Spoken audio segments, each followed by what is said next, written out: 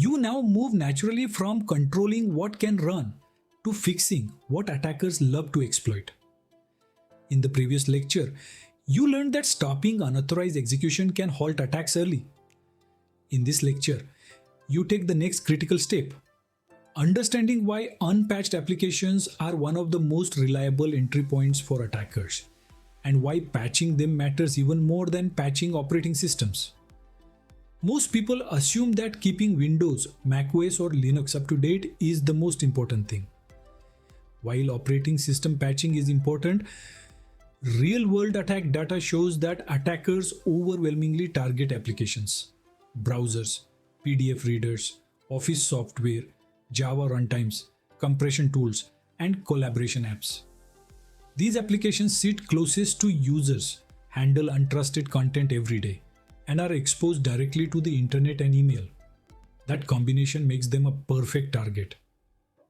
The Australian Cybersecurity Centre consistently highlights application patching as one of the most effective ways to prevent cyber intrusions. This is not theoretical guidance. It is based on analyzing incidents where attackers succeeded simply because an application vulnerability had been publicly known and publicly patchable for months. Attackers do not need advanced skills when organizations fail to apply basic updates.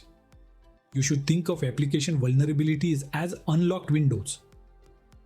Even if you have strong doors, alarms, and guards, an unlocked window is still an easy way in.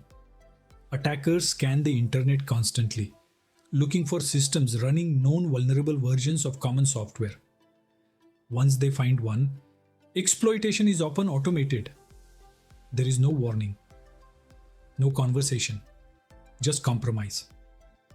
Real-world attacks follow this pattern repeatedly. A malicious email triggers a vulnerability in a document reader.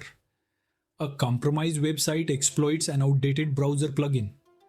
A vulnerable collaboration tool allows remote code execution. In many of these cases, antivirus does not help because the exploit uses legitimate application behavior. The weakness exists because the software was never updated. This is why application patching often matters more than OS patching. Operating systems are usually patched automatically, centrally managed, and highly visible.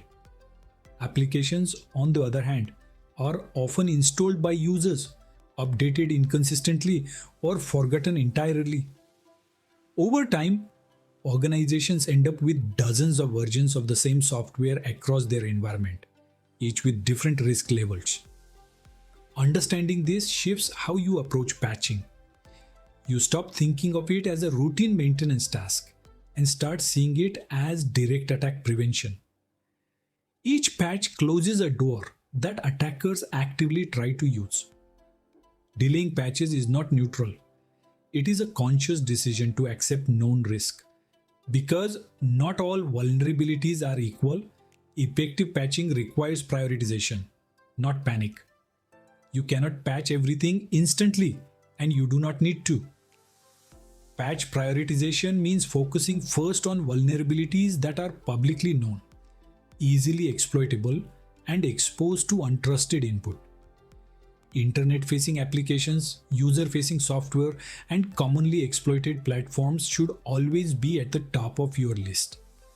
A practical way to think about prioritization is to ask simple questions. Is this application widely used? Does it process files from email or the web? Is the vulnerability already being exploited? If the answer is yes, delaying patches increases the likelihood of compromise. This risk-based thinking aligns directly with the maturity model you learned earlier. However, patching is rarely as simple as just apply the update. One of the biggest challenges you will face is legacy software. Many organizations rely on applications that are no longer supported, poorly documented, or tightly coupled to business processes. These systems often cannot be patched easily or at all. Ignoring them does not make the risk go away. Handling legacy software requires honest decision making. You may need to isolate it, restrict access, limit its exposure, or plan for replacement. Sometimes compensating controls are used temporarily, but they should never become permanent excuses. The essential 8 does not demand instant perfection, but it does demand deliberate risk management. Another challenge is operational disruption. Users worry that updates will break workflows. Teams fear downtime. These concerns are real, but attackers rely on them. Organizations that delay patching because now is not a good time often discover later that there is never a good time until after an incident. Mature patching processes reduce disruption through testing, staged rollouts, and clear communication. Automation plays a critical role here. When patching relies on manual effort, it inevitably falls behind. Automated update mechanisms, central visibility, and standardized software builds make patching predictable and manageable. The goal is not constant firefighting, but steady, reliable improvement. Measuring success in application patching is not about claiming everything is up to date.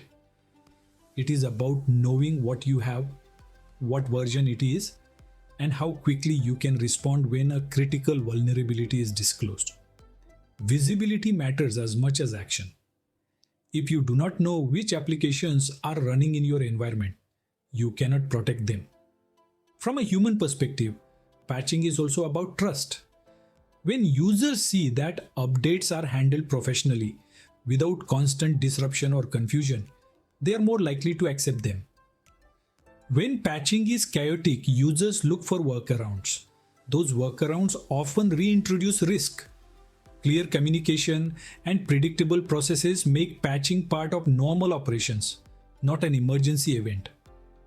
As you step back at the end of this lecture, you should see how application patching builds directly on application control.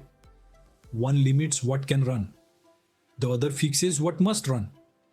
Together, they remove two of the attacker's most reliable advantages: outdated software and predictable weaknesses.